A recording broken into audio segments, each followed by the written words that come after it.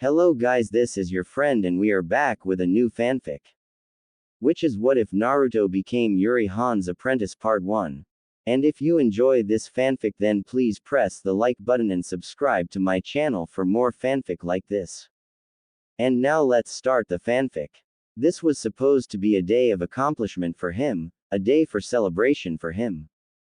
Despite being paired up against an admittedly superior taijutsu user in the form of one Kiba Inuzuka, he had won and progressed into the Chunin finals. Some may argue that his victory over the Inuzuka may have been a fluke, but at least he didn't win by something embarrassing like farting in the mutt's face. So what if he landed a lucky blow that knocked the mutt out? A victory was a victory nonetheless. However, any sense of pride or accomplishment had been sapped by his supposed sensei, when he met the masked man at the hospital, replacing it with anger, hatred and loathing instead. Sorry Naruto, the silver-haired Jonin commented. But I've got other things I need to do. Let me guess, you're going to be training Sasuke, right? The blonde cut the man off. Ma, don't complain. The masked man waved off the blonde's statement. Sasuke's opponent is far more dangerous than yours. Your opponent won't kill you, Sasuke's will. I will give you that. The Uzumaki gritted out, seeing through Kakashi's attempt to guilt-trip him. Gaara is a far more dangerous opponent than that Hyuga prick, but you are dead wrong if you think that prick won't try to kill me as well.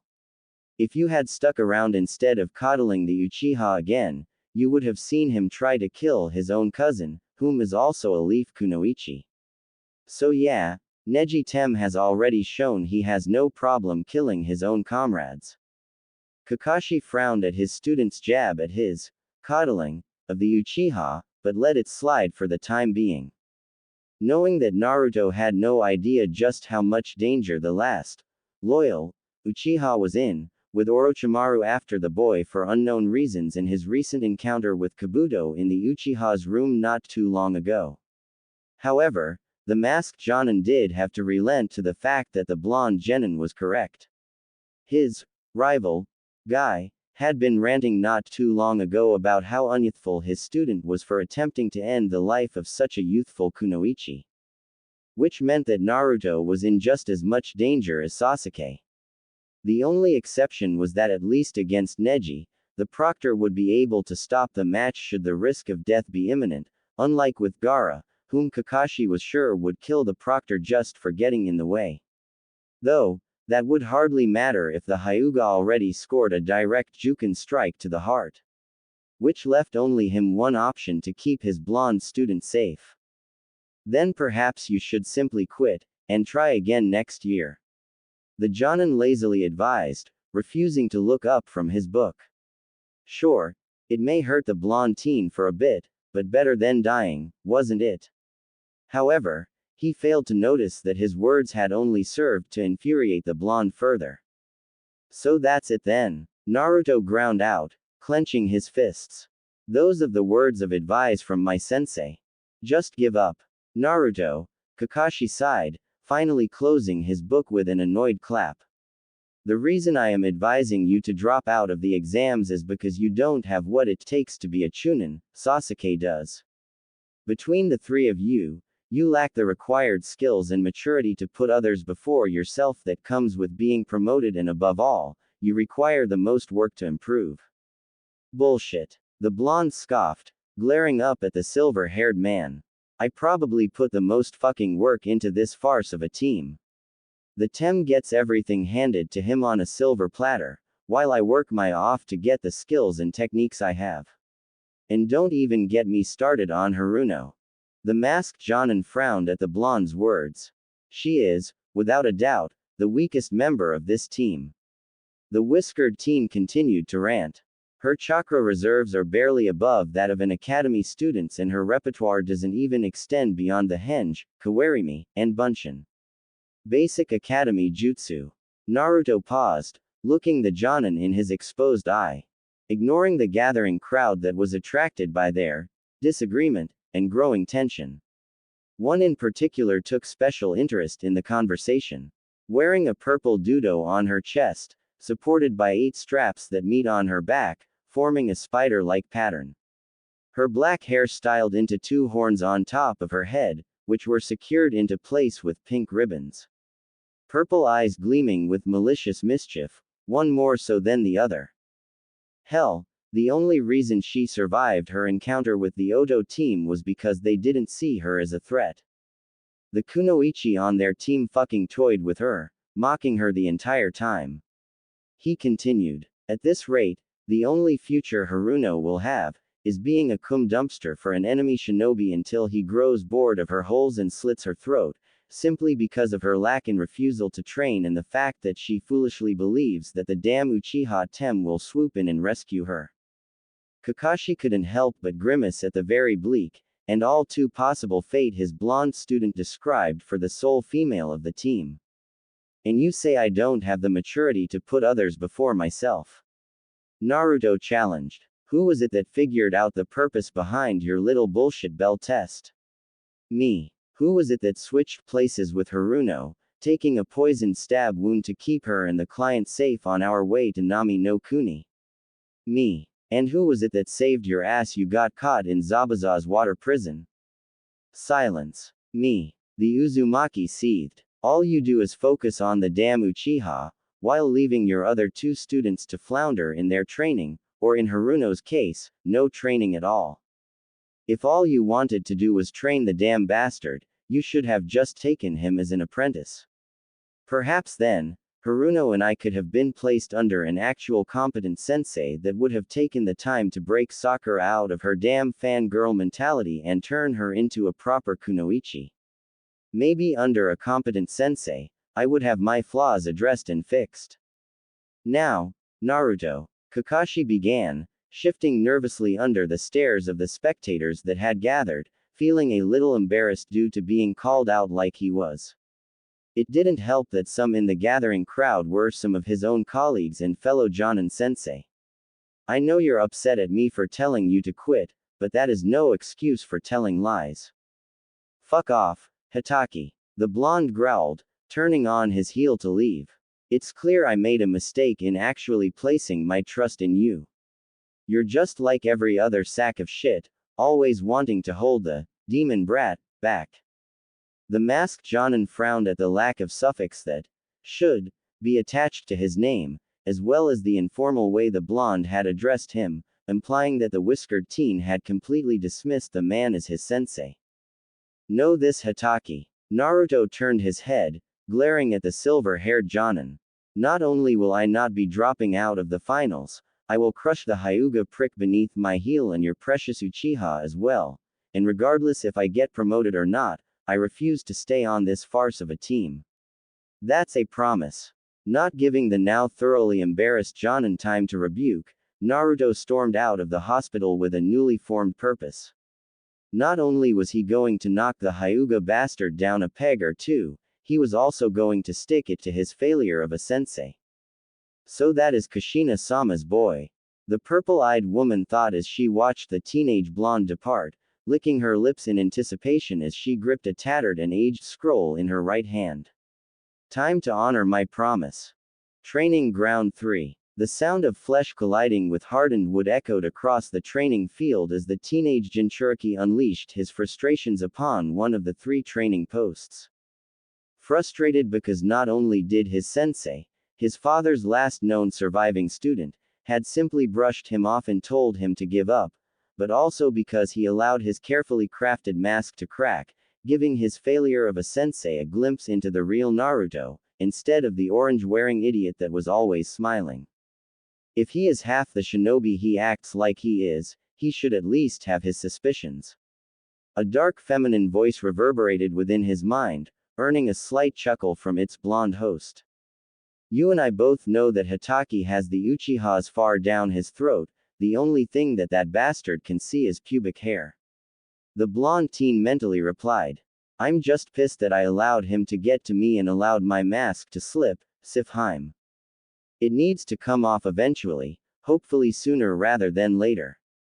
The kitsune stated with a sagely tone. Otherwise, you will lose yourself in your mask.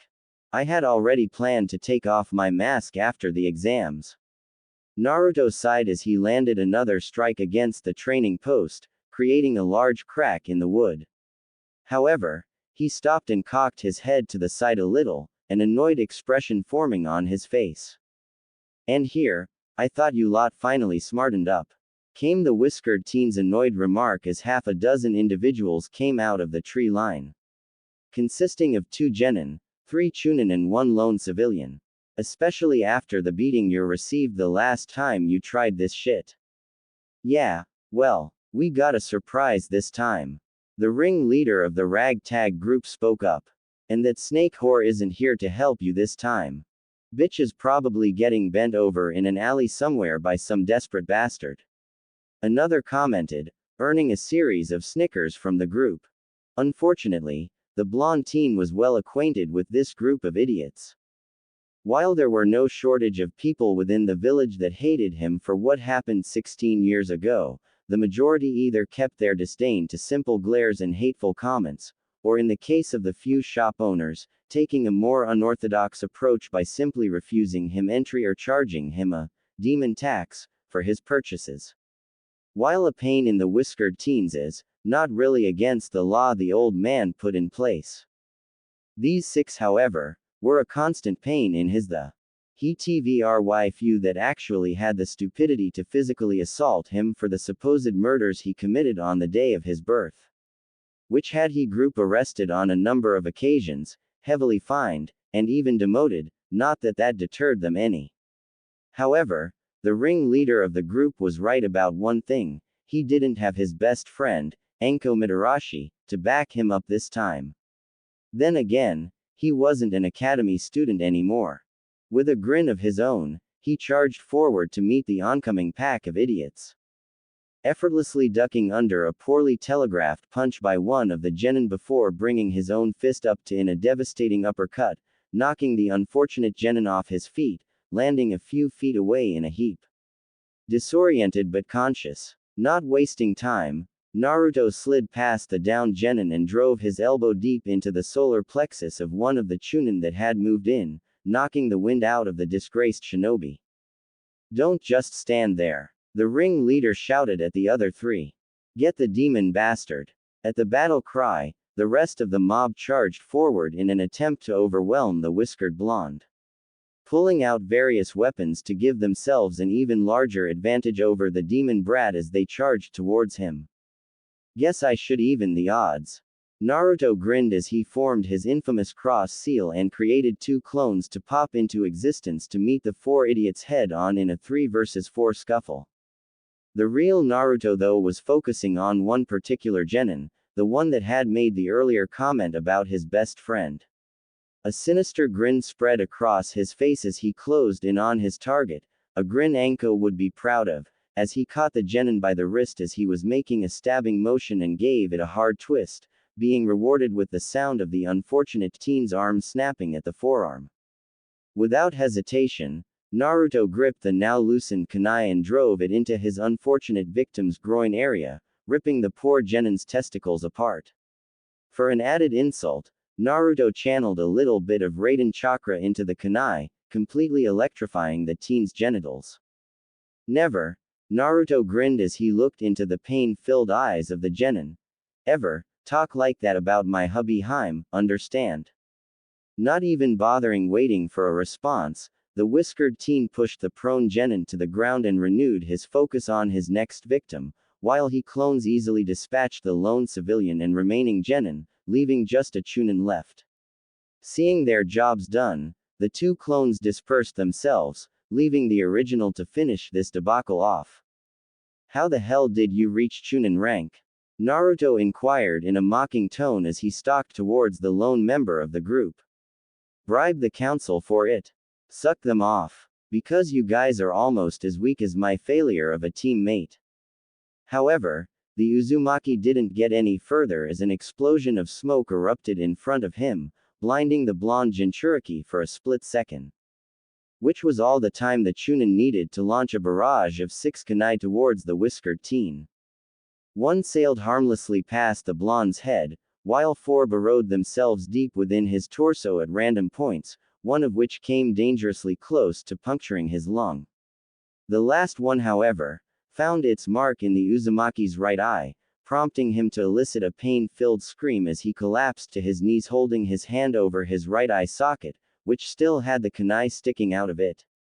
Blood running down his face. You were supposed to wait for the signal, Tsubaki. The Chunin stated, looking towards the newcomer. She was a woman of average height, roughly around 5'2", give or take an inch. Her dark eyes glaring at the blonde Jinchuriki as she approached the duo. Her long black hair braided down her back while jaw-length bangs framed her face. Oh, shut it, Tsubaki snarled, her glare fixated on the blonde. I got tired waiting for you dumb asses to finish playing around and this little shit needs to pay for what happened to my fiancé. Shit, forgot that this bastard was responsible for what happened to Mizuki-san. By now, some of the others had begun to find their way back to their feet and hobble towards the group. Two of which moved to get their severely injured friend to the hospital and no doubt report what the demon did, leaving only 3 of the original group and the newly arrived Tsubaki. Hey, all this for that fucking traitor. Naruto spat, literally, as a glob of blood landed at the woman's feet. This of course only earned him a swift kick to his chest from the scorned woman, aggravating his wounds further. Pain exploded in his chest on the left side and he struggled to take in oxygen. A clear indication that his lung was just punctured. Mizuki-kun was not a traitor. Wham! He was a loyal shinobi. Wham! That loved this village. Wham! And you framed him. Tsubaki raged. You are the traitor. One final kick sent the blonde Jinchuriki on his back, skidding a few feet along the ground. You took him away from me. She snarled as she reached behind her and pulled out a ninjutsu from where it was holstered on her back as she stalked closer towards the blonde. And now, I will have my revenge. Don't worry, demon brat. The ringleader of the mob grinned. We'll take good care of that snake whore for ya. However, Tsubaki was frozen in place when she felt an eruption of malevolent killer intent behind her, prompting her and the others to turn around to see the sight of a lone dark-haired woman, standing no taller than 5'5", her hair styled up into 2 horn-like designs atop her head. Her left eye gleaming brightly, promising untold pain. WHWH, who are you? The Chunin stammered, his knees shaking in fear at the amount of killer intent the woman was releasing. No. No. It can't be, Tsubaki stammered, taking an unconscious step back as her ninjutsu clanged as it hit the ground. The purple dudo, the spider design the support straps created, the baggy off-white sweatpants and purple tights, and long fingerless gloves. Her bright pink painted fingernails and kunoichi combat sandals. She recognized it all. Juri, the Widowmaker, Han. What do you want? Another stammered, nearly pissing himself when the purple-clad woman licked her lips, as if eyeing prey to be devoured. I happen to have a. Juri grinned, licking her lips once more. Personal interest in that handsome blonde over there, bleeding out. Yo, you want to kill the brat too? Yuri's left eye roared to life once more as she grinned madly, signifying that the idiot had chosen the wrong words to utter. Seconds later, screams echoed off the surrounding trees. Ignoring the blood that now drenched the training field, Juri approached the prone form of Naruto, whom had finally fallen unconscious due to the wounds he had received just moments earlier. Kneeling down, she cupped the whiskered teen's cheek, allowing her to get a good look at his blood-caked face, a genuine smile creeping across her face. Defiant to the end, even when faced with death. She whispered, just like your mother. Gently, she lifted him up and cradled him, departing the training field. SIN. Shinobi Information Network, Konoha Branch. Yuri Han observed through the observation window as a team of doctors and nurses seemingly danced around the operating room below her, working to save the young blonde's life that she had brought in not even an hour ago.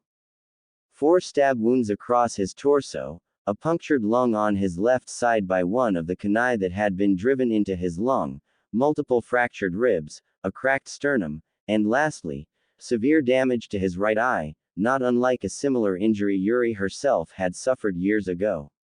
Thus, having the Uzumaki teen have a feng shui engine implanted within the now empty socket. So that's him. A crimson-haired woman commented from her right. She was rather tall for a woman, standing at a solid 5 foot 9 inches tall. Dressed in a uniquely designed gray battle suit that resembled an ordinary business suit, though 2 weapons lurked within the accompanying gloves and boots. The gloves concealing metal knuckles that could be electrically charged, that were capable of stunning and even electrocuting her victims at higher settings. While her boots were capable of granting her the ability to jump higher and further without the use of chakra. I am going to go have a chat with the old monkey. Yuri commented, ignoring the other woman's statement. And if he wakes up before you get back?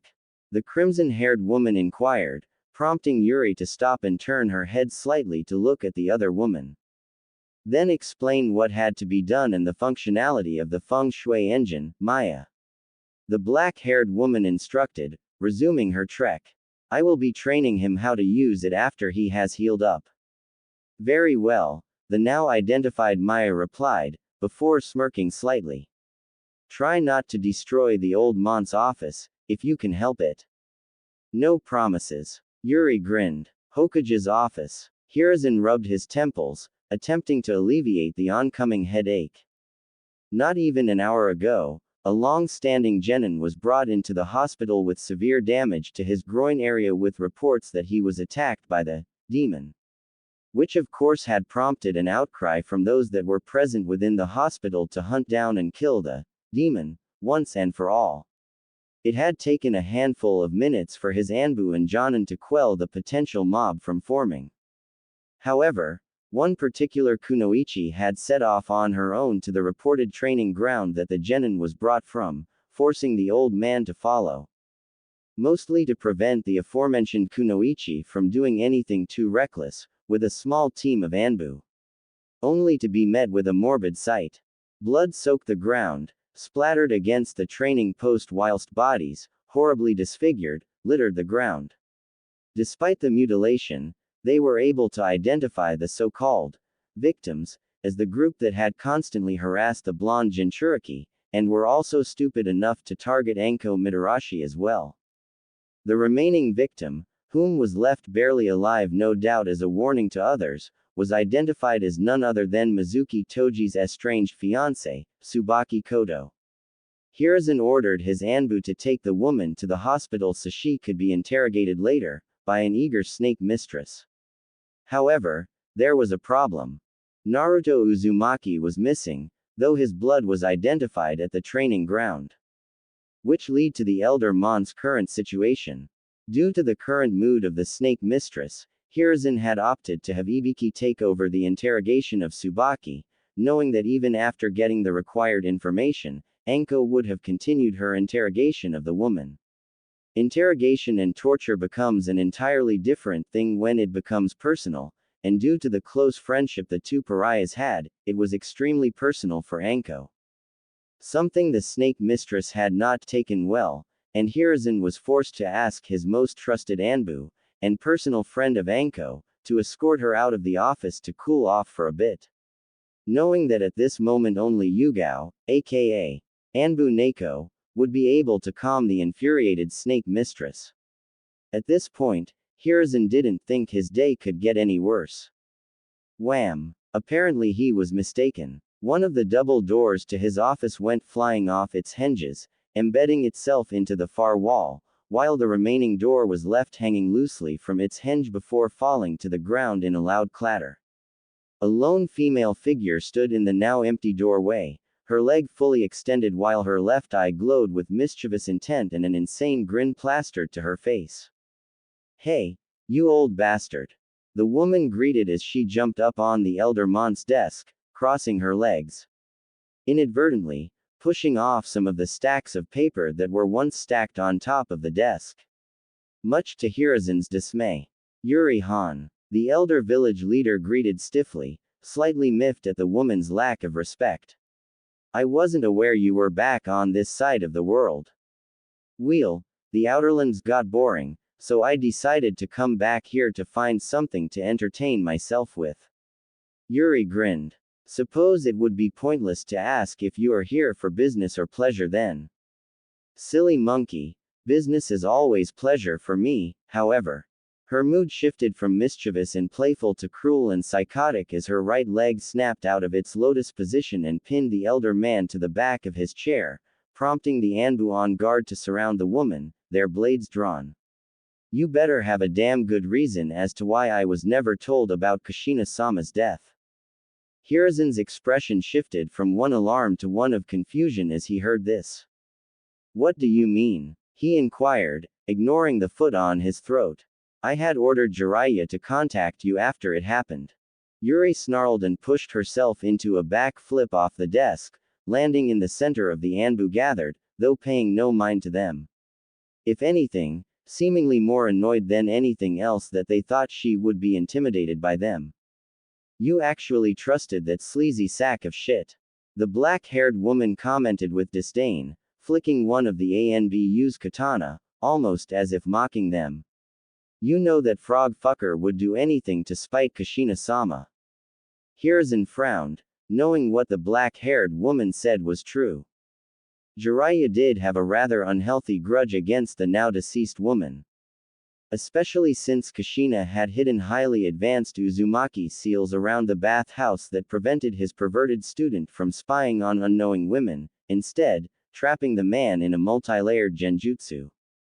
Resulting in the pervert only seeing men, sometimes engaging in acts with one another, regardless of which side of the bathhouse he was on. Even better, at least for the women, if Jiraiya attempted to flare his chakra to break the genjutsu, it would trigger alarms around the property. Not only alerting the women inside, but also Anbu to the area. The elder village leader also held no doubt that Jiraiya blamed Kushina for getting in between him and his student. Not allowing Minato to be swayed by the Toad Hermit's perversion. As well as implementing a very strong belief of family comes first mindset within the revered Yondaime. Something that Jiraiya was adamantly against, oftentimes putting himself first before others. A tendency he had attempted to push onto Minato, only to fail once Kushina had entered the picture. Looking to his Anbu, he gave a subtle signal for them to return to their posts. Knowing that if the woman wanted to, she could easily lay waste to them in mere seconds. Hesitantly, they retreated back to their hiding spots, eyeing the woman carefully. I suspect that is not the only reason as to why you have returned. Hiruzen ventured, knowing well the woman before him wouldn't waste her time sticking around for something so trifling. No, if that were the case, she wouldn't waste time with words. She would have simply kicked the door in like she had done earlier, and beat the ever-living crap out of him and leave. Wordlessly, Yuri produced the tattered scroll and presented it to the old man. This is, the elder man stammered as he looked upon the scroll, seeing that it bared the Uzumaki crest. A marriage contract. Yuri grinned, licking her lips excitedly. Between myself and Kushina-sama's son, Naruto Koi. Of course Kushina-chan would set up something like this. Hiruzen muttered, knowing the woman was very insistent that she was going to have a son when she was pregnant, and would even go as far as to draw up marriage contracts to ensure she had grandchildren. Unfortunately, I am currently have my Anbu searching for Naruto-kun myself. It appears he was involved in an altercation of sorts at Training Ground 3. Yuri grinned, prompting the elder man to turn his full gaze to her. Oh, don't look so surprised, old monkey, surely you had your suspicions already.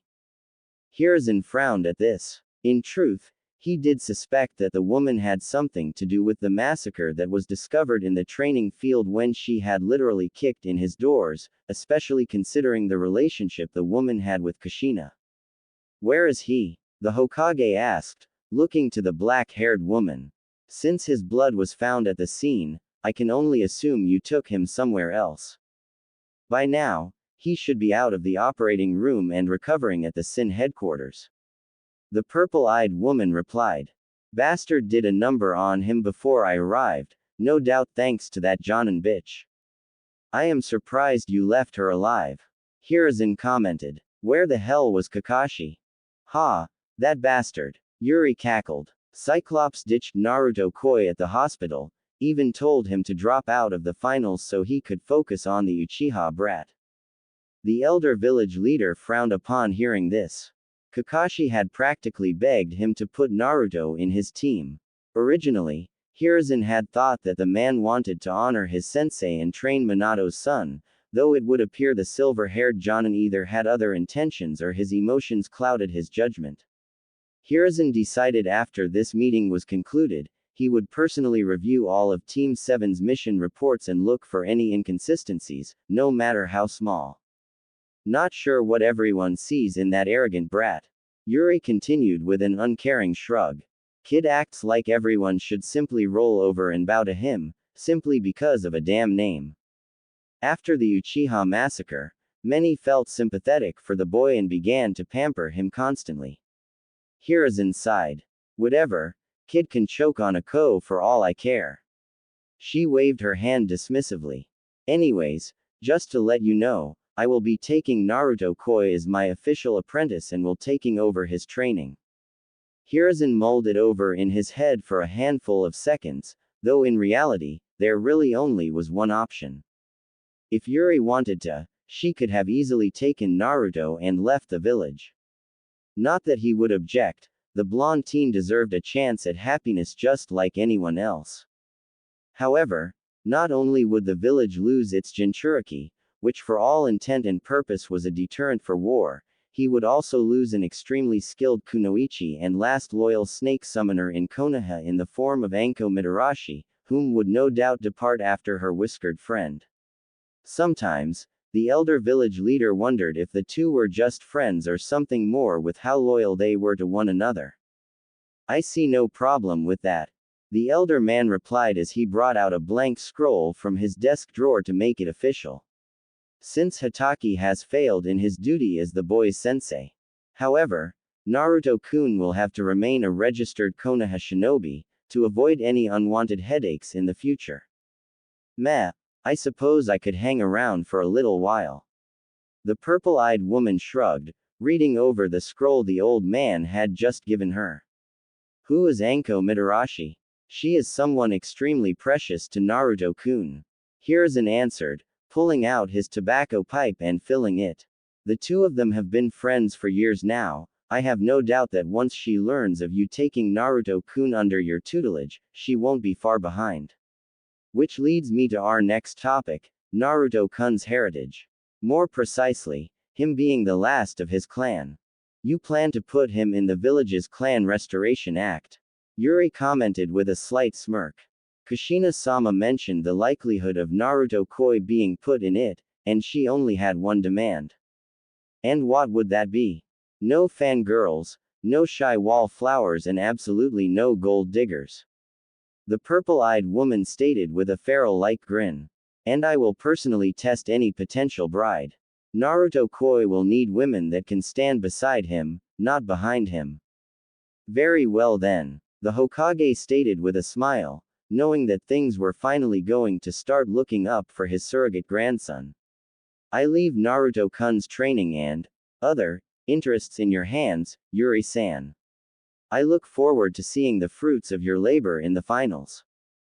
By the time I am finished with him, Yuri grinned madly, her left eye glowing with mischief. Naruto Koi will crush everyone and leave only dust in his wake. The bitter antiseptic aroma with undertones of artificial fragrance contained within the soaps and cleaning solutions used by the staff assaulted the young teen's nostrils as he slowly became aware of his surroundings. A dull rhythmic beating of the heart monitor droned on in the background. Due to the lack of discomfort, it was clear that he was not in Konoha's hospital. His bandages wrapped firmly around his torso, with extra gauze around the stab wounds he had received from the kunai. While the IV lines were properly inserted, instead of being haphazardly thrust into his arm. While the doctors and nurses at Konoha's General Hospital didn't do anything that would hamper his overall recovery the few times he had been forced to go there, either for regular checkups or self-inflicted training injuries, it was clear that their bedside manners could use some work, at least when it came to him. Tentatively he reached up and brushed his fingers over the cloth that covered his right eye, a frown forming on his face as he recounted the events that had transpired at the training ground. He had hoped that Sif Chan's chakra would have been able to help replace the eye he had lost, but it appeared there were limitations to what injuries she could heal, as well as his own legendary Uzumaki healing factor. Still, the socket didn't feel empty. No, there was something behind the bandage. Ah, you're awake. An alluring voice came from the doorway, prompting the whiskered teen to take notice of the crimson-haired woman that stood there. She stood roughly the same height as himself, around 5'9", a pair of yellow-tinted sunglasses obscuring her bluish-green eyes. Most notable, aside from her vibrant crimson hair that cascaded down to her knees in a tight braid, was the gray skin-tight catsuit with black trimmings she wore that enhanced her feminine curves, accompanied by a black choker around her neck. The zipper down far enough to give him a rather generous view of her impressive cleavage. Draped over the catsuit was a simple white lab coat. With the injuries you had, I had expected you to be out for the remainder of the day. The woman continued as she entered the room. Not many can bounce back from multiple fractures, a punctured lung, and severe ocular trauma. Though, then again, not many have that legendary Uzumaki healing factor, nor are they the current Jinchuriki of the Kyuubi no Kitsune. Hearing this, Naruto visibly stiffened. Though he tried to rationalize how she would have access to such information, while not exactly a well-kept secret within the village, if he was even in Konoha anymore, it was one not openly talked about. For now, he simply marked it up to her having access to his medical file. You may relax, Uzumaki-san, the woman stated, offering a friendly smile. Name's Maya C. Viper, and it was my boss that was the one who brought you here. Your boss? Naruto inquired as he took a look around the room he was in. And just where is here, exactly? In reverse, you are in the SIN headquarters, acronym for Shinobi Intelligence Network, within Konoha. Maya explained. As for who my boss is, you'll be unfortunate enough to meet her as soon as she returns. She left to go talk to your Hokage about something. However, I have been instructed to go over the fundamentals of the feng shui engine that has replaced your right eye. The what? Was Naruto's intelligence response. The feng shui engine, the crimson-haired woman repeated with a slight sigh as she hated repeating herself. Though, she would let it slide as the whiskered teen was not familiar with such technology. As such, she would no doubt have to repeat various things, is a miniaturized version of our Tanden engine. Its purpose is to enhance your fighting potential by emitting very powerful chakra, sometimes called ki, due to how dense and potent it is. Naruto stared at her for a moment, as his mind tried to process what he had been told. While he didn't know exactly whatever a Tanden engine was, but it did sound like a powerful piece of technology. And now he had something similar to it implanted where his right eye once was. I am curious to see how yours will react in combat. Maya commented, a thoughtful expression on her face. I have seen it in action before from Yuri, and it was truly impressive. I wonder how the Kyuubi's own chakra will affect it. Yuri Han, my boss and the current head of SIN, Maya explained, also known as the Widowmaker, due to her penchant for killing her enemies brutally. And she was the one who brought me in. Naruto stated, remembering the woman had said that her boss and brought him in, shortly after the woman had entered the room he currently resided in. That is correct. She nodded. Once you are healed up enough, she will not only be training you for the Chunin finals, but also how to properly utilize your new upgrade. This had caught the young Uzumaki by surprise, as he had half expected to rely on himself and Sif Chan for his training for the month.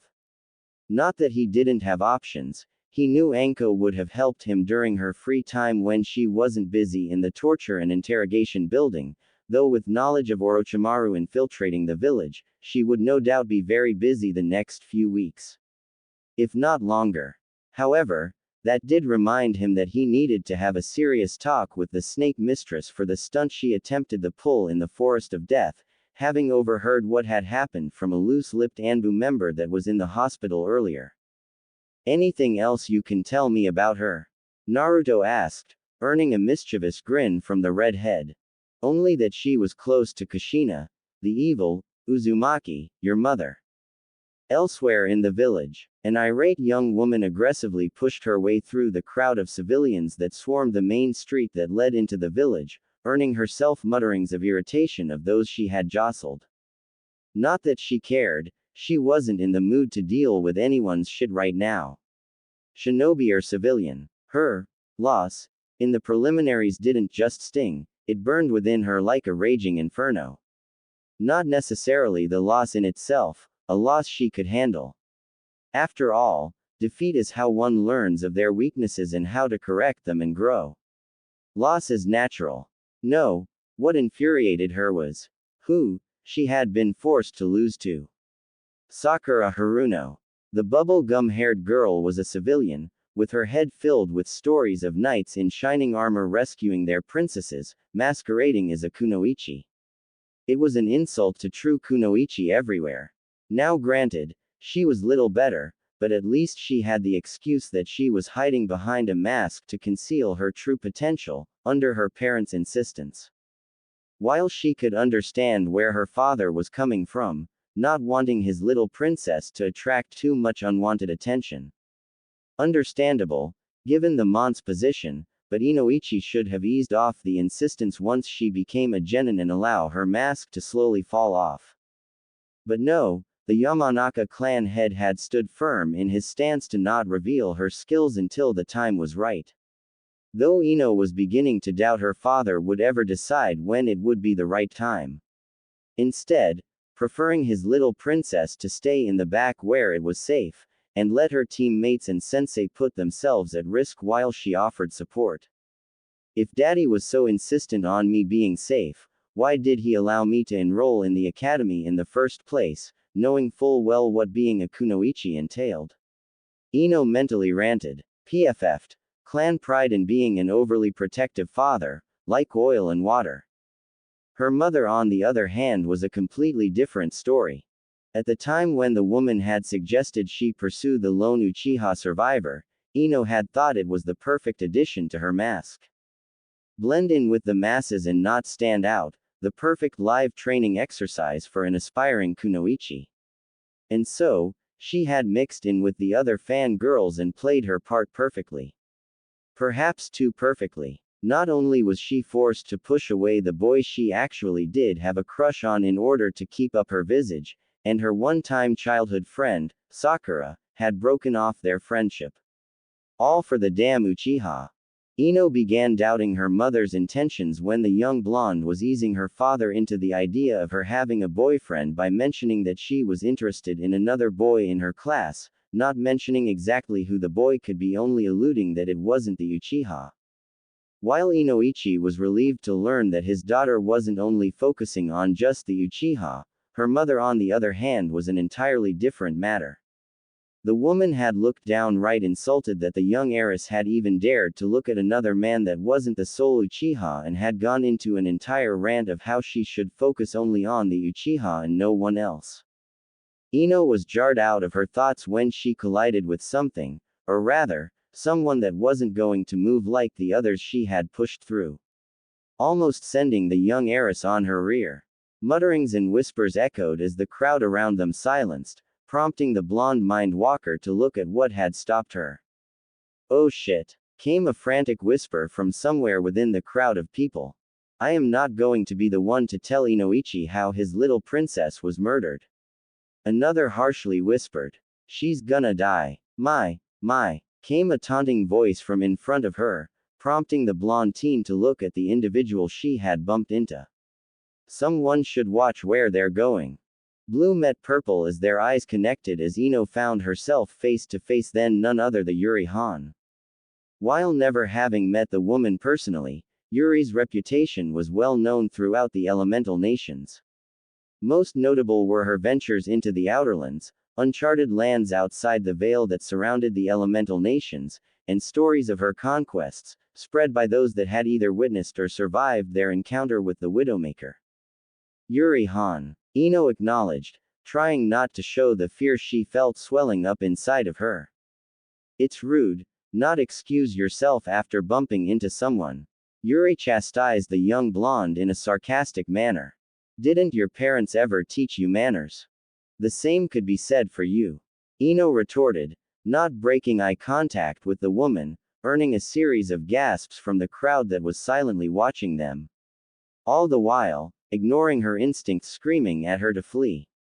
Her pride had been battered, bruised, beaten, and left in an alleyway stripped of its dignity. If standing her ground before, arguably, one of the most dangerous women in the known world didn't uplift her in the eyes of her peers, then nothing would. Silence hung in the air between the two until Yuri threw her head back and began cackling with glee, causing those that had gathered around the two to scurry back, hopefully out of the line of fire. The sudden laughter prompted the young mind walker to tense her muscles, preparing to defend herself should the need arise. Though she wasn't delusional, she knew that if Yuri decided to attack, she would only be able to last no more than 3 seconds. 5 seconds if the woman decided to play with her. Ha ha, Yuri laughed, turning her attention back to Ino, licking her lips. I like you, princess. You actually have a set on you. Ino stood there, confusion written all over her face. Unlike all these pathetic bitches that piss themselves just at the sight of me, you actually had the tits to stand up and look me in the eye and challenge me. I love it. The black-haired woman cackled before it died down, and she sauntered over to where Ino stood, draping an arm around the blonde's neck, bringing her in rather close. To the point their cheeks were almost touching, making Ino feel slightly uncomfortable. So, are you going to give me shit about my match during the preliminaries like everyone else? Ino groused, figuring she may as well get it over with. Didn't see it and don't care. Yuri shrugged. Ino didn't know if she should feel relieved by the fact that the woman didn't see her match against Sakura, or insulted by the fact that the woman so casually dismissed it. You see, I am looking for a woman by the name of Anko Mitarashi. The purple-eyed eccentric woman explained. Know her? Yeah, she works with my father. Ino replied, a little unsure and concerned as to why this woman was looking for Anko of all people. If she isn't interrogating someone, she is usually at the dango stand just down the road. Well, let's go then. Yuri exclaimed as she began to drag the poor Yamanaka heiress alongside her. Wait, Ino cried out. Why am I going? Well, I don't know what this Anko person looks like, was the response. And besides, I like your company, princess. My name is Ino. Ino ground out, getting annoyed at being called princess by the older woman. Noted, princess, Yuri stated, earning another growl from the blonde as she was dragged along. Now let's go. SIN. Headquarters, late afternoon. Naruto laid back in his newly assigned bed, having been disconnected and released from the medical wing, trying to wrap his head around everything Maya had explained to him. First and foremost was his new eye. While the technical aspects were still lost on him, he did understand that it operated a lot like the Uchiha Prick's Sharingan eye to a degree. While it couldn't copy the techniques being used, unless certain conditions were met which Maya had been tight-lipped about, it could however predict attack patterns and movements.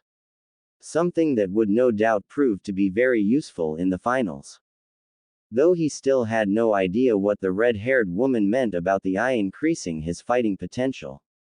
Originally, the whiskered teen thought that she was talking about its utilities on the battlefield, but Maya had stressed that they were two completely different things, reassuring him that Yuri will instruct him on how to utilize it when she returns. Of course, with a reminder that there would be no training until he was full healed, which knowing him wouldn't take more than a day or two, despite the severity of some of his wounds. Another thing that Maya had conversed with him about, regarding his newly implanted eye, was its appearance. Due to it being an implant that was cybernetic in nature, it could have its appearance altered to look like his normal eye color, or change its appearance entirely. Currently, the Uzumaki was considering if he wanted it to look like his normal eye so as not to attract attention, or if he should say, fuck it, and have it take the appearance of something shocking and horrifying to intimidate those around him. However, what occupied his mind the most was this Yuri Han. The only thing he knew about her so far was that she was the current head of the Shinobi Information Network, which was the organization that foot the bill for his surgeries and the ones that designed his new eyeball. But above all that, Maya had said that this woman personally knew his mother and was really close to her, which filled his head with so many questions. Mainly due to the fact that he couldn't just openly ask about either of his parents in the village, due to the fact that technically, he wasn't supposed to know just yet. So he couldn't just walk up to someone that would know of his mother or father and ask them about his parents. Mainly because it would incite a panic for two reasons. First and foremost, would be the collective of idiots that would be in denial about being the son of one of their most feared kunoichi and their revered hero. Secondly would be that of his parents' enemies, both outside and inside the village. The ones from outside the village he could handle, the ones inside was a different story. He knew full well that both his father and mother had rubbed a lot of people the wrong way throughout their respective careers and rise through the ranks, some of which were now sitting on the civilian council. And diplomatic enemies with a pen were far more dangerous than any shinobi or kunoichi he would encounter outside the village. Now though, he had someone he could openly ask that personally knew her, and hopefully get some answers and perhaps a few stories about his mother. He had asked Sif about her, but much to the embarrassment of the vixen, she had admitted that she had slept most of the time while being contained with the hot-tempered Uzumaki woman, due to the fact that Kushina hardly ever called on her power. Instead, relying on her own, which had earned the woman a large amount of respect from the kitsune, and the primary reason as to why the foxy woman had given the Uzumaki princess's son a fair chance early on. All I gotta do is wait for this Yuri woman to return. Naruto mumbled softly to himself as he closed his lone eye, allowing a peaceful sleep to fall over him. Dango stand and bar, same time. Thunk. Another dango stick found itself embedded halfway into the wall across from an incensed Anko Mitarashi, completing the last touch on the Uzumaki clan symbol she had made out of the dango sticks she had thrown. A clan that had been essential in the founding of Konohagakure, acting as a mediator between the Uchiha clan and the Senju clan, only to be nearly wiped out nearly 3 decades ago by the combined forces of Kurigakure, Iwagakure, and Kumogakure.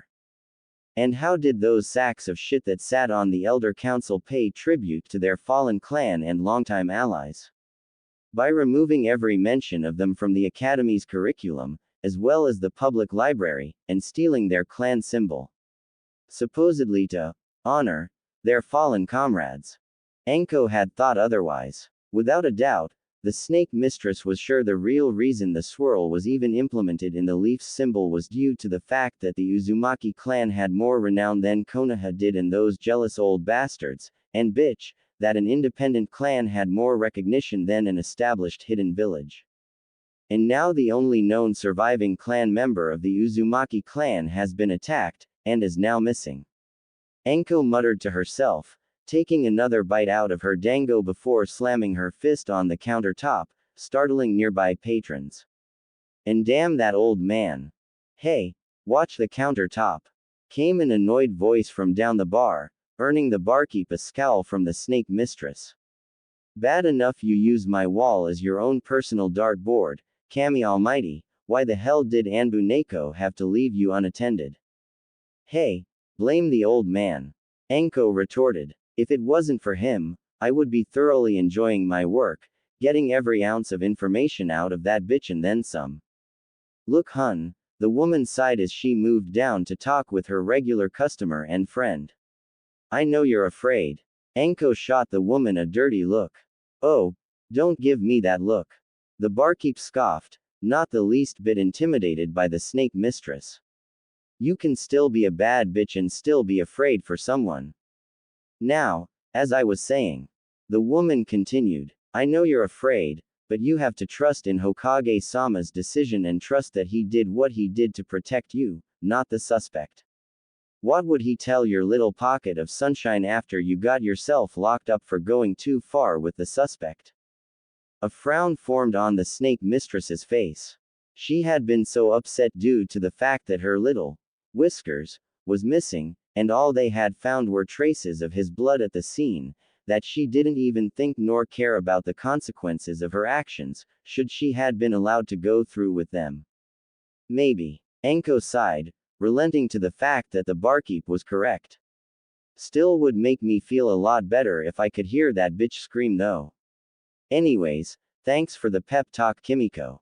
Yeah. The woman now identified as Kimiko responded as she set to work wiping down the countertop in front of them. So, Enko repeated. When he turns up again, Kimiko grinned mischievously. You finally going to make him as yours? A light blush dusted the snake mistress's cheeks due to being called out so bluntly by her friend. You know, if Nai-chan were here, she would be chastising you about encouraging me to go after a younger man. Enko commented with a sarcastic undertone. While she knew the famed genjutsu mistress had good intentions, it was just beyond frustrating that the woman constantly tried to hook Enko up with men her own age range. Of course, every attempt had ended in one disastrous failure after another. Not due to any fault of her own. Each of the supposedly good guys Kurenai had set her up with had all been after one thing, and when they didn't get it, they would hurl insults at her. The worst, however, had been none other than Iruka Yumino. The bastard had attempted to use his own connection, and supposed brother-like relationship with Naruto to weasel himself in. Though the snake mistress knew, not only from the mon's body language, but from Naruto himself that the whiskered teen didn't see the man as a brother in the slightest. Hell, the two of them even had suspicions that Iruka was one of the primary culprits in attempting to sabotage the blonde's studies. Ah yeah, the expert on relationships. Kimiko scoffed. Because her love life is so perfect. Enko couldn't help but snort at this. It was a sad fact that both the snake mistress and Kimiko knew.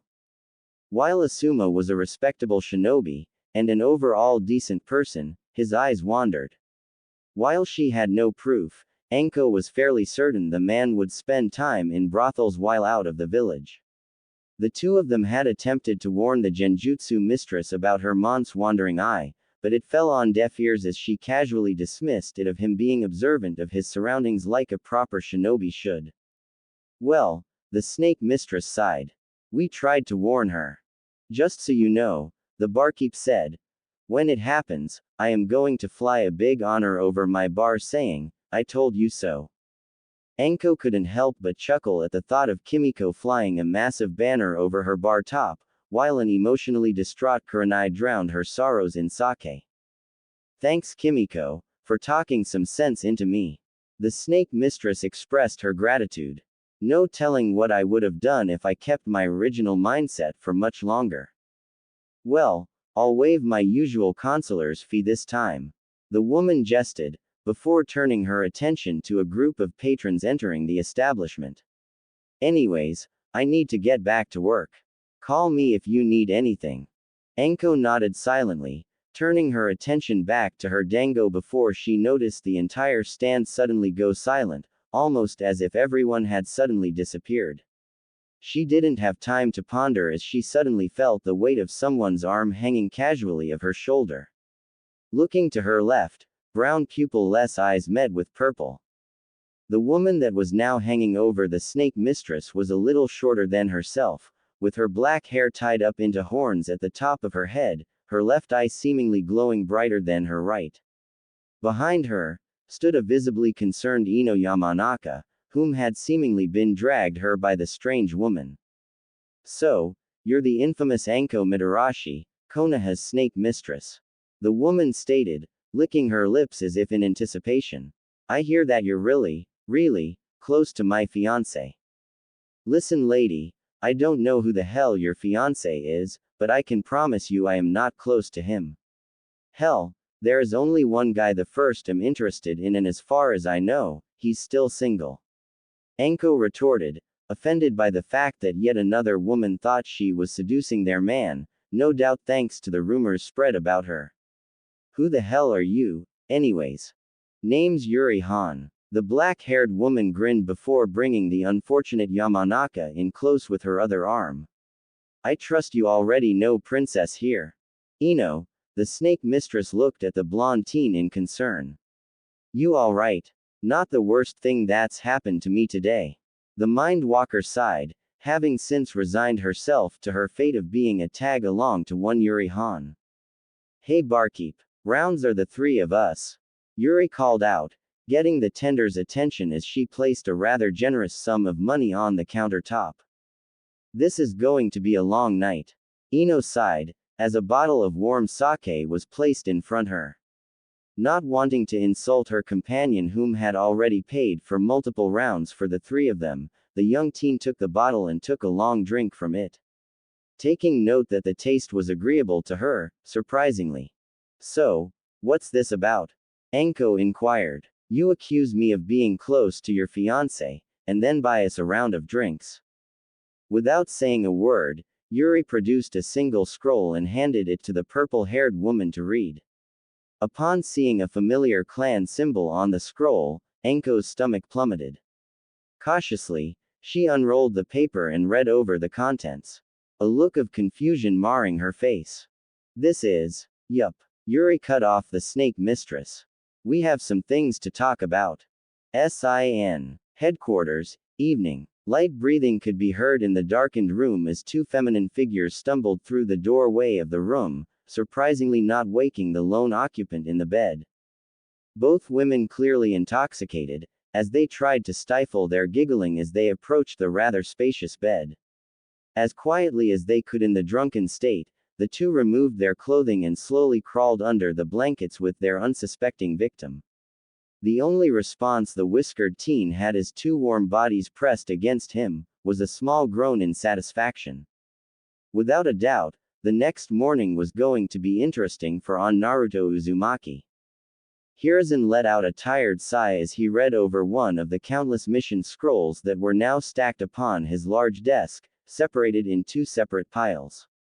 All of which pertained to the missions completed by Team 7. On one side, were the reports given to him by Kakashi Hatake.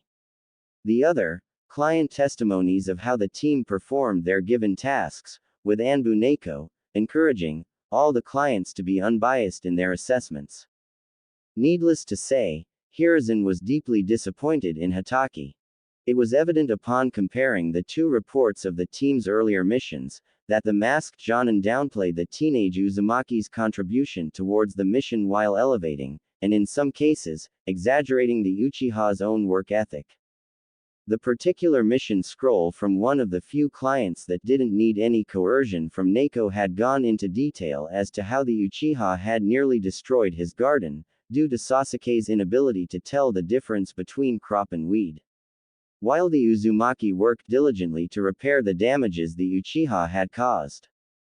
A stark contrast to Kakashi's own report that blamed Naruto for the damage, and had even gone as far as to dock the Genin's cut of the mission payout. Something that Hiruzen would notice would become a reoccurring theme with each and every mission scroll, much to the elder Mont's regret as he allowed it to happen, trusting his shinobi to be truthful in their reports. Each and every scroll, it was the same thing. The Uchiha would do something to upset the client, Naruto would repair the damage his teammate did, and Kakashi would report the mission's completion while chastising Naruto, and heaping praise upon the Uchiha before docking Naruto's cut of the payout. Seems I will need to reimburse Naruto-kun for his wrongful pay cuts. Hiruzen sighed, setting down the latest mission scroll in its designated pile. And it looks like I will need to have a long discussion with Hatake about his actions and blatant favoritism. The elder village leader then picked a large scroll that held the testimonies of Tazuna, Tsunami, and the rest of the villagers that resided within Nami no Kuni. Mentally preparing himself for what was to come. He already knew Kakashi's version of how Naruto disobeyed direct orders, endangering the mission, and risking his teammates, namely Sasuke's, lives. As expected, the client's report heavily differed from the report Kakashi had given.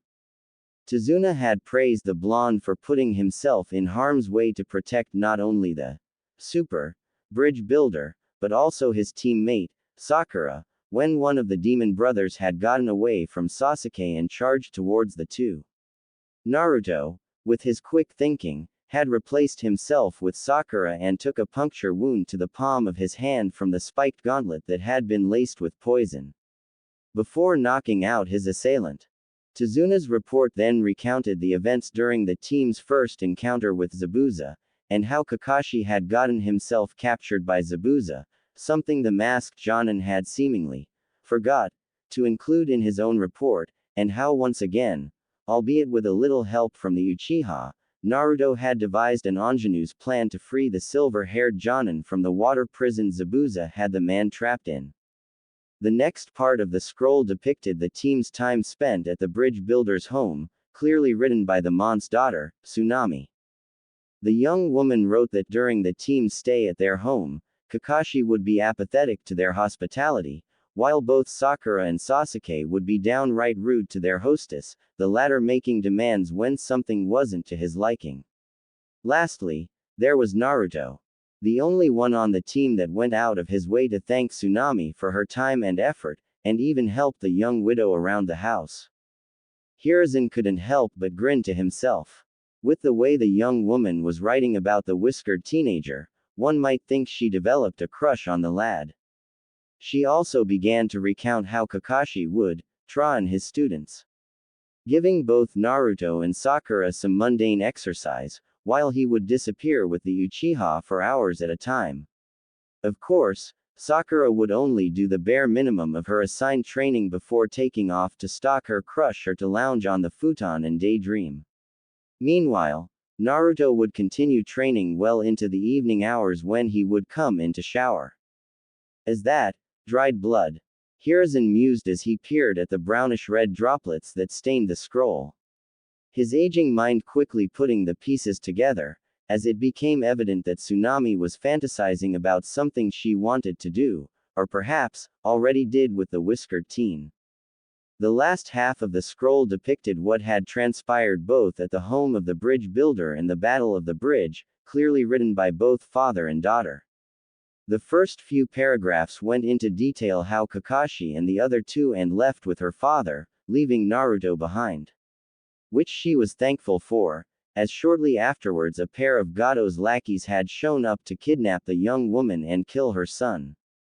The report from the young woman went on to regale how Naruto had swooped in, saved her son and rescued her in the process, eliminating both would-be kidnappers and securing them before creating half a dozen shadow clones to watch over her, then leaving towards the bridge to aid his team.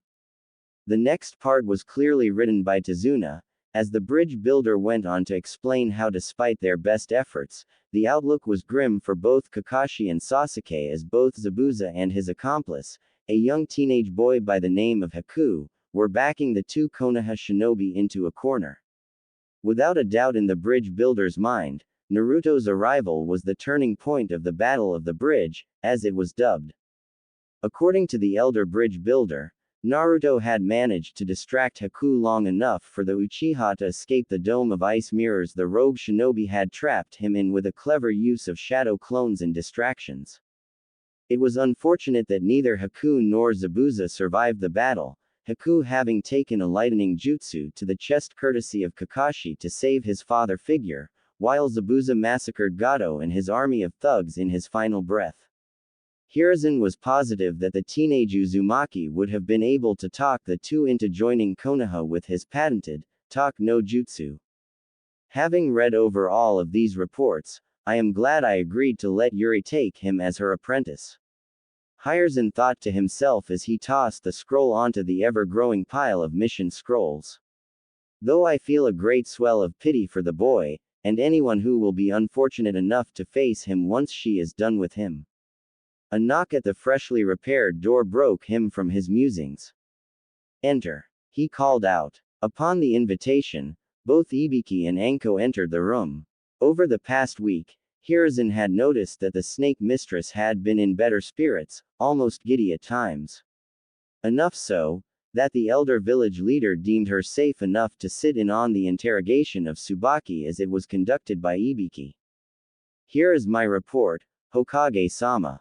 Ibiki stated as he handed the village leader the scroll, detailing all the information they had extracted from the disgraced Jonin. She was rather forthcoming when Anko mentioned inviting Yuri Han into the room. Hiruzen could only sweat drop as the snake mistress shrugged her shoulders. Anyways, it appears that Tsubaki was given falsified reports of the now dubbed, the scroll incident, elaborating Mizuki's innocence, as well as implicating that Uzumaki framing Mizuki for the theft. Ibiki informed the elder man. Hell, if it wasn't for the fact that I wrote up the original reports, I would have thought they were genuine as well. Who would have access to such reports? Hiruzen questioned out loud, mostly to himself as he tried to think of any potential subjects. And to have such intimate knowledge of what had transpired that night. Unfortunately, Tsubaki does not know the identity of her informant. Ibiki stated, crossing his arms over his chest. Which is not surprising, considering how emotionally fragile she was. I doubt she even thought to question this unknown informant's motives. Something I will have Jiraiya look into. The elder Hokage sighed, hoping the village's spy master would be able to shine some light on this mystery, and why this unknown individual would target young Naruto. In the meantime, there is another matter we must address. Reparation. The head of the torture and interrogation replied, earning a nod from the Hokage and a small frown from the snake mistress, whom seemed to have something on her mind that she was mulling over. Unfortunately, with her not being for any notable family, compiled with the fact that she refused to do any missions after Mizuki's betrayal, Tsubaki has little in the way of monetary value to pay for reparations. Hiruzen stated. Due to the fact that Naruto was the son of the revered Yondaime Hokage, Minato Namikaze and the sole heir of the Uzumaki clan after the disappearance of his mother, Kushina Uzumaki, even if both were kept secret from the general populace and the whiskered teen himself for security reasons, the attempted assassination on him would send a shock wave of ramifications throughout the village and beyond. Clans such as the Hyuga and Inuzuka would demand answers as to why it was allowed to happen in the first place and would no doubt question the Hokage's ability to keep the village safe. Namely Sum, due to the feral woman's close friendship, almost sister-like relationship with Kushina. The feral woman had still yet to forgive him for not allowing her to adopt Naruto at a young age. So, monetary compensation is out of the question. Anko spoke up for the first time since she entered the office. Unless we liquidate all of her assets. Indeed. The Hokage sighed. The medical treatment Naruto-kun required would make even our more prosperous of clans hard-pressed to pay them off. So even if we were to liquidate all of Tsubaki's assets, it wouldn't even make a dent in the overall bill. We are fortunate that Sin foot the bill for his operations. Sin? Ibiki inquired, having vaguely heard of the organization before. Primarily that they operated outside the Veil in the Outerlands. Shinobi Information Network. Hiruzen answered, giving a side glance to the snake mistress before continue. The current head, Yuri Han, has a vested interest in Naruto-kun, and has taken over his training. Damn, not sure if I should feel sorry for the kid or not, knowing what that woman can do. The large, scarred man stated. Should be entertaining, if nothing else, to see what he will be capable of in the finals. That Hyuga prick won't have a prayer. The snake mistress grinned. Anyways, back to the topic at hand. The village leader turned the discussion back to where they started. What action should we take with Tsubaki Kodo? Silence hung between the three for a handful of seconds. In all honesty, Hiruzen was surprised and relieved that Anko had not outright suggested execution yet, considering her mindset a week ago. No doubt in his mind that Naruto himself was the primary reason for the snake mistress's good mood. I may have an idea. Ibiki finally spoke up, prompting the other two to look at him. An unorthodox idea. Holding cell 143, Tsubaki Kodo. The young woman of 24 years old sobbed in the corner of her cell, her jaw-length black bangs matted to her wet skin as tears streamed down her cheeks. All throughout her cell was papers and partially unraveled scrolls, strewn about. Official reports of the night her fiancé had betrayed the village, as well as condemning evidence taken from Mizuki's own home after his arrest. Papers detailing meeting points between himself and the notorious traitor, Orochimaru. Written transactions for women the man had seduced and given to the snake Sanin for experimentation, as well as plans to acquire the two clan heiresses from his own class to sell off, after he had grown bored of them. The most damning, however, was the journal of her late fiancé lying face down on the ground before her.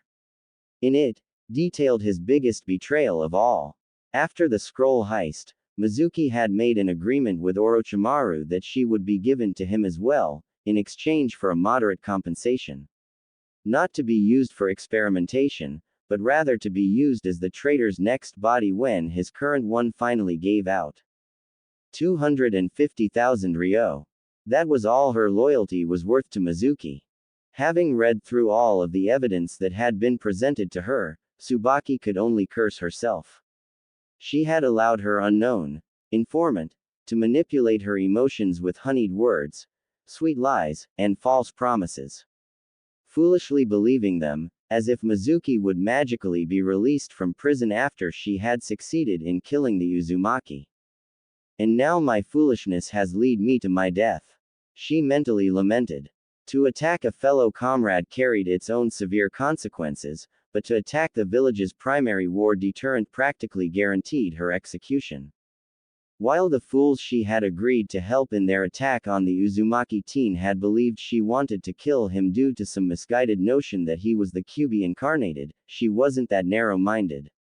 She knew full well the difference between the prisoner and the warden. No, her sole purpose in targeting the whiskered teen was to avenge her wrongfully imprisoned fiancé. Tsubaki was brought out of her self-loathing by a loud clanging sound as the door to her cell opened, revealing a cat-masked Anbu with long flowing purple behind the feminine figure. Tsubaki Kato, the cat-masked Anbu stated in a neutral tone. You are to accompany me. Didn't take the old man long to sign off on my execution. The black-haired woman sighed, seeing little point in addressing the village leader by his title. Having resigned herself to her fate, Tsubaki pushed herself off the floor and allowed the Anbu to cuff her, before being led out of her cell. Unaware that it was not her execution she was being led to, but rather a second chance at life. Training Ground 44, Forest of Death. Desolation. That was all that surrounded the two combatants. Large trees that had once reached towards the heavens were charred and broken in hundreds of pieces and strewn across the forest floor. Massive craters, measuring at least 2 meters wide and 3 meters deep, scared the earth below them as the two continued to trade blows with one another in quick succession. The whiskered blonde dodging another blow aimed at his head before returning one of his own, putting his opponent on the defense for a few seconds. His right eye glowing a malicious red, taking the appearance of a certain nine-tailed fox. Over the course of the week when he was not being trained into the ground by his fiancée, he had settled on having his new eye remain his normal blue color for the most part, until he activated it. Then it would take the appearance of Sif's eye to strike fear into his unfortunate victim's soul, much to the vixen's enjoyment and approval, finding it flattering even. No doubt it would cause a panic amongst the populace of Konoha. That wasn't the only change the blonde Jinchuriki had undergone. Gone was his horrid bright orange tracksuit. His new attire consisted of a pair of black Anbu pants held up with a dark red belt adorned with a fox head buckle, surrounded by 9 tails, along with a pair of combat shinobi sandals and accompanying finger-less gloves that had metal plates with the Uzumaki swirl on the back of the hand. His torso remained bare, showing off his toned chest and abs, having foregone a shirt, though he would sometimes wear a mesh sleeveless shirt much to a certain snake mistress's enjoyment. The last piece of his new outfit hung loosely from a lone branch. A burnt orange trench coat with a blood red inner lining. Jumping back, he avoided an axe kick that shattered the ground once more. Quickly moving to create more distance, Naruto bounded backwards a few more meters before settling in a defensive stance as he awaited the black-haired woman to renew her attack. Her purple left eye glowing brightly as she licked her lips in anticipation, clearly enjoying their exchange. "You've gotten better, Naruto Koi." Yuri grinned, before launching a renewed attack, putting her fiancé on the defensive once more. "Well," Naruto grunted as he caught the punch she had thrown at him, grappling her arm and bringing her face in close to his while his hands locked behind her head, keeping her close. "It helps that I have an attractive and sexy sensei that actually instructs me. Are you trying to use Anko-chan's seduction tactics to unbalance me, Naruto Koi?" Yuri grinned as she threw her weight backwards, breaking his hold on the back of her neck and delivering a quick kick to his chest, sending him sprawling backwards on the ground, whilst she landed softly with practiced grace. "While a good attempt, such tactics won't work on me," the black-haired woman stated with a confident grin. Yeah, Naruto groused as he pushed himself up off the ground. "You and your damn trance." Trance was what Yuri had called her mental discipline that allowed her to focus on just the battle, and nothing else. Making any distractions practically useless against her. Even varying degrees of genjutsu were useless against her, due to her potent chakra that created her ki.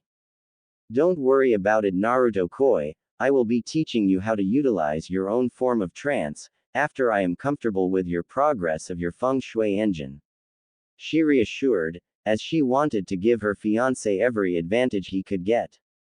"I've been meaning to ask." The blonde began, taking a relaxed stance. "I know Maya-san explained that the feng shui engine is a miniaturized version of the Tanden engine, but what exactly is the Tanden engine?"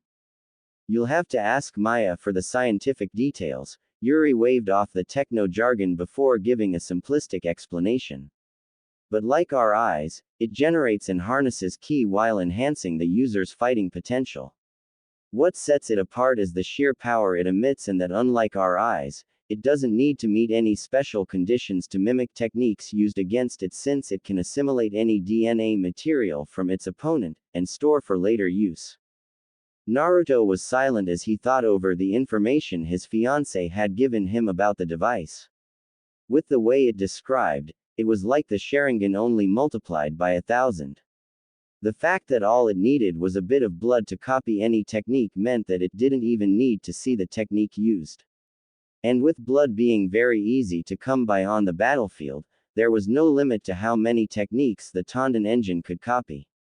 However, only one was ever made. Yuri continued, breaking the blonde from his musing. "What happened to it? The person who designed it had it implanted within her own body." The purple-eyed woman grinned. "Who was it?" "Your mother," came the reply. "Kushina-sama also founded SIN as a means to keep an eye on things around the elemental nations and beyond, as well gather intel on what exactly happened to Uzushiogakure. Specifically, Konoha's involvement." "What do you mean?" Naruto inquired, looking to his dark-haired fiancé to clarify. "How much do you know about Uzushiogakure?" The blank look on the whiskered blonde's face was all the dark-haired woman needed to see to get her answer, causing her to snarl slightly. The hypocrites blatantly fly the clan's symbol on their headbands and jackets, but struck them from the history books. Whether it was simply removed from the curriculum of the academy or the entire history of the village remained to be seen. Something she intended to find out. Should have figured, fucking bastards. Yuri sighed, gaining a hardened look. She would be having words with the old monkey about this blatant dishonor against one of the founding clans of Konoha. Deciding it would be best to give Naruto a short rundown of what she knew, she relaxed in a lotus position on the ground, prompting the blonde teen to do the same. "Anyways, nearly 30 years ago your mother's homeland Uzushiogakure, which was located in Uzu no Kuni, was invaded and razed by the combined forces of Iwagakure, Kumogakure, and Kurigakure, as well as half a dozen small villages," she began. "Thing is, that should have been impossible." Hearing this, Naruto adopted a confused expression. Uzu by definition was an impenetrable fortress. Whirlpools enhanced by chakra that naturally flowed from the village created a natural defense surrounding the island. Only an Uzumaki would know how to navigate through the whirlpools to reach the island, and that secret was only shared with their most trusted ally and village they helped found, Konoha. That doesn't make sense. Naruto frowned. GG would never betray an ally like that. Nah, I don't think the old monkey has it in him to betray anyone. Yuri dismissed the possibility of the old bastard doing such a thing. If anything, the old monkey's forgiving nature had been the source of at least two of Konoha's major problems, and a few minor ones. But, there are those within the village that would go behind the monkey's back to do such things. Fucking rancid sacks of shit. The whiskered teen cursed, knowing exactly who his fiancée was referring to. The three old bags of bones that sat on the elder council, two of which were cemented in the old ways, having a firm belief that only those naturally born within the village deserved recognition. While the last elder, the old war hawk himself, held a firm belief that only he knew how Konoha should be lead, and bring every other village and nation under his heel. It was no secret that the old cripple desired to bring the village's Jinchuriki under his control under the guise of training him for the good of Konoha. No doubt to ensure Naruto would be loyal to him first and Konoha second. There was also little doubt in the whiskered teen's mind that the bastard would no doubt use him to kill the old man and take the mantle for himself. Anyways, we'll talk more about this in private. The black-haired woman stated as she kicked herself off the ground, landing in a battle stance, her left eye glowing wildly. Let's continue. Right. Naruto grinned as he felt his right eye roar to life, emitting a dense red chakra that began to form around him. Meanwhile, Yuri's own purple chakra formed around herself. However, before the two could renew their spar, a swirl of leaves caught their attention as Anko appeared in between the two. Holy shit! The snake mistress exclaimed, seeing the condition the training ground was in. I thought you said you two were only going to be doing some light sparring, it looks like all of the fucking shinobi wars happened here. Hey, sexy bitch. Yuri grinned as she saw her, as she unashamedly dubbed, harem sister, prompting the dango lover to look in her direction. Trust me, this is a light spar. Anyways, what brings you here? What? Anko let a seductive grin spread across her face, slowly making her way towards Naruto. Each step she took her hips swayed side to side in a seductive manner. Reaching her victim, she slithered behind him, wrapping an arm possessively over his shoulder and across his chest while she leaned in and gave a sensual lick along his neck, causing him to shiver slightly. I can't come and check on Whiskers. Unfortunately for the whiskered teen in question, the current teasing from the seductive snake mistress was giving him vivid flashbacks of a week ago when he woke up with his head sandwiched between two pairs of heavenly valleys. It hadn't helped when he noticed that both of them were completely, their bodies pressed firmly against him, and to make matters worse, he had growing problem down below. In his current position, it was taking all of his willpower to fight off the erection that was threatening to rise up. Meanwhile, the look on Yuri's face, while amused of the predicament her fiancé was in, clearly showed the Anko that she didn't believe a word she said. Prompting said snake mistress to sigh and release her blonde lover. Alright, you got me. Anko held up her hands in mock surrender. While I would love to tease Naruto-kun more, the old man asked me to retrieve Naruto-kun for something involving the attack on him a week ago. Yuri sneered while Naruto frowned at the memory. Suppose we should go see what the old man wants. Naruto sighed, relaxing from his fighting stance. A little disappointed as he was immensely enjoying his spar with his fiancée. Sure, she was a sadistic bitch when it came to training, having lost count of how many times she had beaten him half to death, but he thrived under that kind of training, and the results of their latest spar spoke for themselves. You coming, Yuri-chan? Nah, you have fun with the old monkey. Yuri gave a dismissive wave. There is something I need to look into. Naruto gave a knowing look before nodding his head, considering the topic they were discussing just moments ago, he had a good idea of what she wanted to look into. Grabbing his jacket off the branch, he quickly put it on before turning his attention back towards his purple-eyed mistress.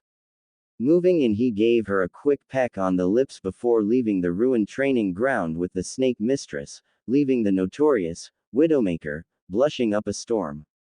One thing he had learned over the week about his fiancée was that despite her aggressive and don't give a fuck attitude, she was unnaturally shy and embarrassed when it came to the more tender aspects of being in a relationship. "Oh, I am going to get you for that one, Naruto Koi," Yuri commented to herself as she watched the two depart, licking her lips in anticipation. With Naruto and Anko, the two pariahs made their way out of the forest of death and into the center of the village, ignoring the various glares and dirty looks they received from random civilians that did not approve of their relationship as they walked down the main road towards the Hokage's tower. "You know she is going to get you for that little stunt back there," Anko warned, a grin spreading across her face. "Worth it though," Naruto quipped, with a foxy grin. "Who would have thought bad bitch Widowmaker would get so flustered with a little kiss? Only because it's you," the snake mistress reminded the whiskered teen. "Anyone else tried that shit, she would rip their balls out of their asses and feed it to them." Naruto and a few of the males within earshot couldn't help but clench their cheeks at the snake mistress's rather graphic description of what the sadistic woman would do to anyone who made any unwanted advances towards her. "Anyways, since I've been mostly with Yuri-chan all week, how about I take you out to eat after we're finished with the old man?" Naruto invited, knowing he hadn't been able to spend as much alone time with the snake mistress as he would have liked to. "Are you asking me on a date, Naruto-kun?" Anko grinned. "That depends on if you say yes." He matched her grin. "Do you even have to ask?" she challenged as she wrapped her arm around his shoulders, bringing him closer to her while he wrapped his own arm around her waist, giving the two pariahs a sense of contentment in one another's company. "Hey Anko-chan," a voice called out from behind the two, prompting them to turn around to see the form of one Iruka Yumino running towards them, causing both to scowl at the man for ruining their moment. "What do you want, Yumino-san?" Anko inquired in a clipped tone, making it clear that she was annoyed by the mont's arrival. "Come now Anko-chan, you can call me Iruka-kun." The scarred Chunin smiled. "And I just wanted to invite you out for." "Not interested, Yumino-san." The snake mistress rejected the mont's invitation before he could even finish. "Now, if you'll excuse us, my boyfriend and I have been summoned by Lord Hokage." At the word, boyfriend, the scarred Chunin finally noticed the blonde male next to the snake mistress. Taking note of how their hands were entangled with one another, causing the man to scowl slightly, clearly despising the fact that the woman he desired had become involved with another before he could stake his claim. "Sorry, I didn't see you there Iruka attempted to save face, shaking off his disdain for the blonde young man before him. "I am hurt you don't remember me, Iruka-sensei," Naruto stated in a fake hurt tone while putting some venom on the mont's supposed title. Iruka's eyes widened for a fraction of a second as he took a closer look at the young man. The unruly golden blonde hair, his cerulean blue eyes, and 3 distinctive whisker marks on each cheek, whisker marks. Naruto," the man stammered, surprised at the change in his former student. Having not seen him since his team arrived at the tower at the end of the second phase of the exams. He had secretly hoped the brat would have gotten himself killed in the forest, seeing as the damned Uzumaki was the primary obstacle in his way for the snake mistress. Now it had appeared that something had happened between the two, bringing them even closer than they were before. Iruka couldn't help but curse his rotten luck, and the damn brat. He had something special planned for Anko this evening. Having intended to lure the woman out for a few drinks, and with a little something added to the mix, he was all but assured she would be his by morning when the deed had already been done and she would have no choice but to stay with him. However, Once again the damned brat had gotten in the way. Took you long enough to recognize me. The blonde scoffed. Anyways, as my lovely girlfriend has stated, we were summoned by the Lord Hokage, so unless you have something important to say, we must be off. Not to sound rude, Iruka ventured, looking between the two with a hint of jealousy. Isn't she a little too old for you, Naruto? I mean, didn't you had a crush on your teammate, Sakura, wasn't it? Anko scowled at the jab about the age difference between the two of them. Hell, she was only 6 years older than him, it wasn't that big of a gap. She was tempted to physically lash out at the scarred Chunin, if not for Naruto holding her hand firmly, giving it a comforting squeeze. First off, I am not that shallow. Naruto began, narrowing his eyes at his former teacher, causing him to shrink under the blonde's gaze. I care little about how old someone is, providing they are legally viewed as an adult. What I care about is their integrity and who they are as a person. Secondly, why would I want a girl when I can have a woman? The blonde continued, moving his arm around Anko's waist to emphasize his point. Now, if you'll excuse us, the old man is waiting. Anko couldn't help but laugh out loud at the shocked expression that now adorned Iruka's face as she fell in step alongside Naruto, letting out a slight yelp in surprise when she felt his hand slip from her waist and gave her rear a firm squeeze. A sadistic grin spreading across her face as she quickly realizes why he did that.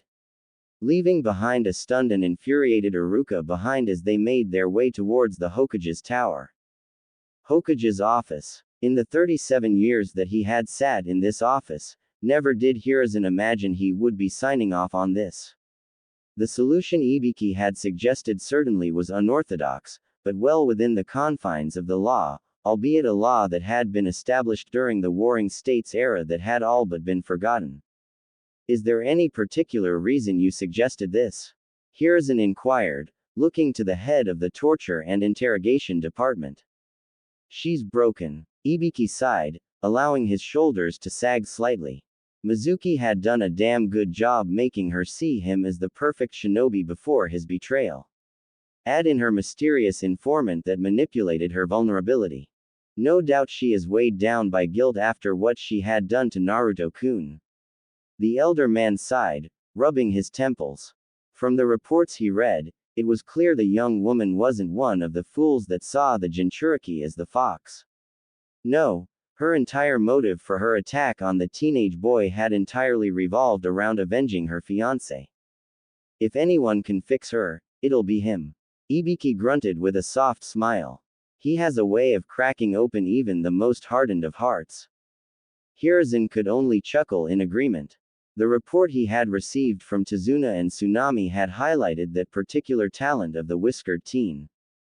The super bridge builder had given a complete recounting of how the blonde genin had been able to get the demon of the mist, Zabuza Momochi, to openly shed tears for his adopted son whom had sacrificed himself so that Zabuza might live.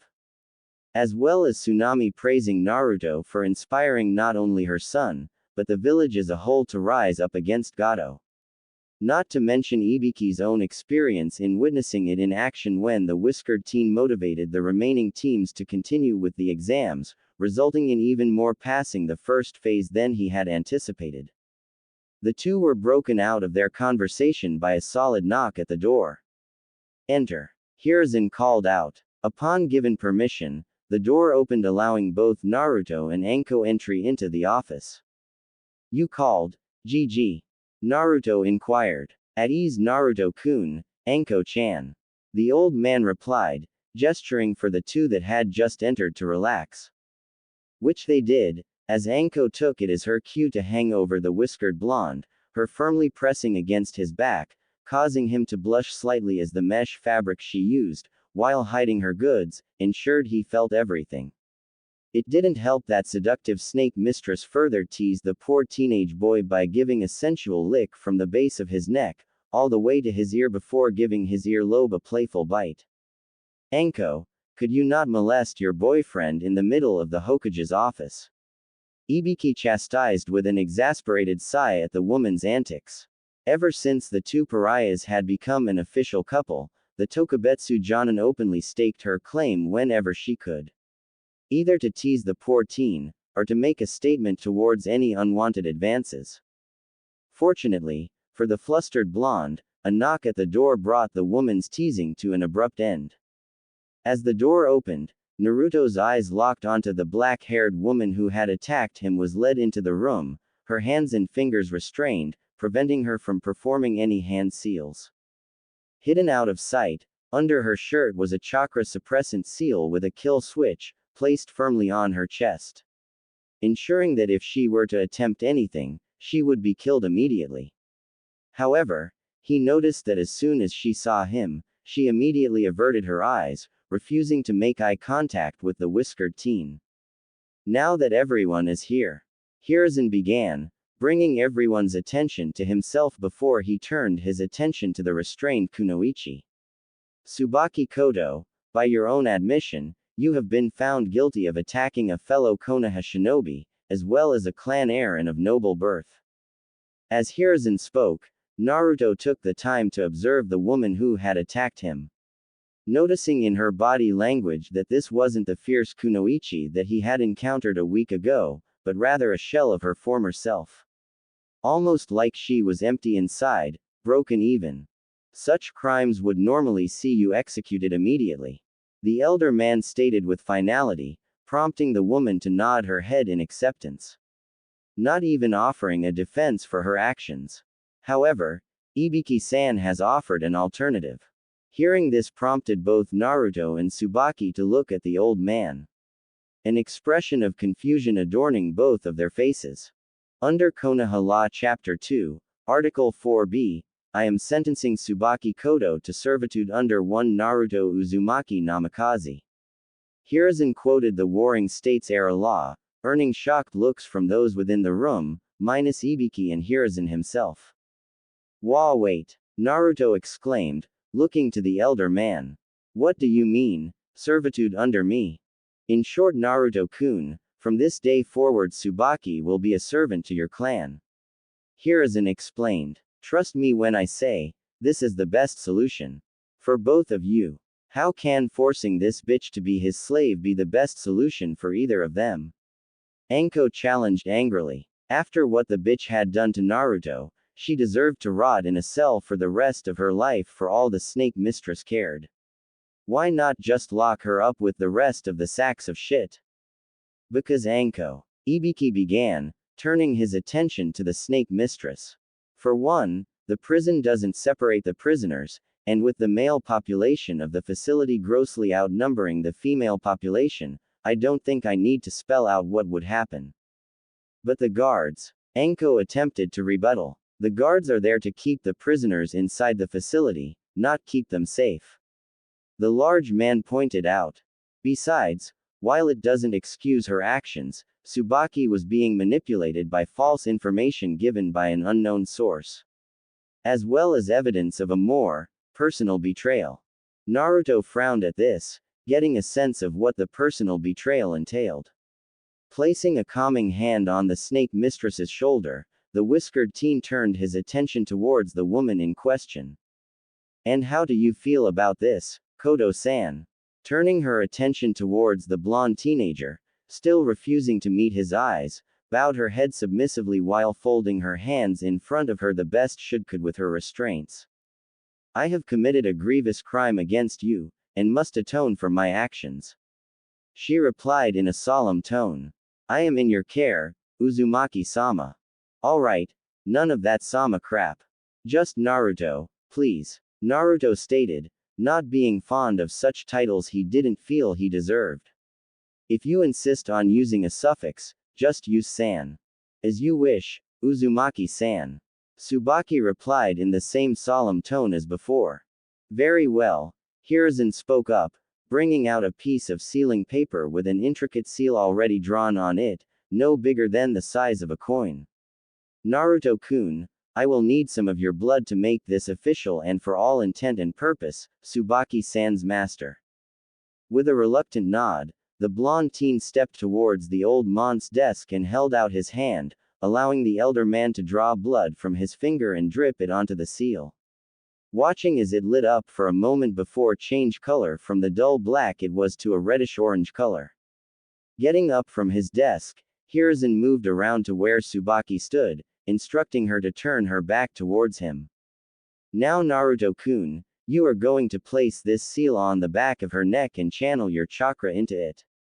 He instructed. This will seal the contract between the two of you that will bind you to one another. Naruto followed as he was instructed, placing the seal upon the back of her neck and channeling a bit of his chakra into it. Tsubaki hissed in discomfort as the seal was imprinted upon her skin, connecting to her own chakra coils. Once it was done, Naruto removed his hand, whilst Hiruzen removed the chakra suppression seal from her chest, which fortunately didn't require bare skin contact, and released her from her restraints. Now Naruto-kun. Hiruzen looked to the blonde teen. I feel I must notify you that now that the slave seal is on her, Tsubaki-san will be compelled to follow your orders should you issue them like an order, regardless of what it is, minus inflicting self-harm on herself. Naruto couldn't help but frown at this, but nodded his head nonetheless. Any phrases I should avoid then? Just avoid making it sound like a command and you should be fine. Hiruzen offered, knowing the young man before him despised slavery. No doubt the only reason the young blonde even agreed to this was to keep the young woman from enduring a far worse fate. Now, if there are no more questions, you are dismissed. I look forward to seeing the fruits of your training in the finals, Naruto-kun. Silently, the blonde nodded, giving the elder man a fox-like grin before he departed the room with Anko and Tsubaki in tow, closing the door behind them. Sitting down in his chair, Hiruzen let out a long sigh before turning his attention towards Ibiki. I believe you are correct. He stated. This was the right thing to do. Despite her technically being his slave, I know he will not treat her as such, and as you said, he has a way of cracking even the hardest of hearts. Think we should have warned Tsubaki-san that the kid is engaged to Yuri? Ibiki questioned with a raised eyebrow, causing Hiruzen to pale at the realization. Shit. Hiruzen cursed under his breath.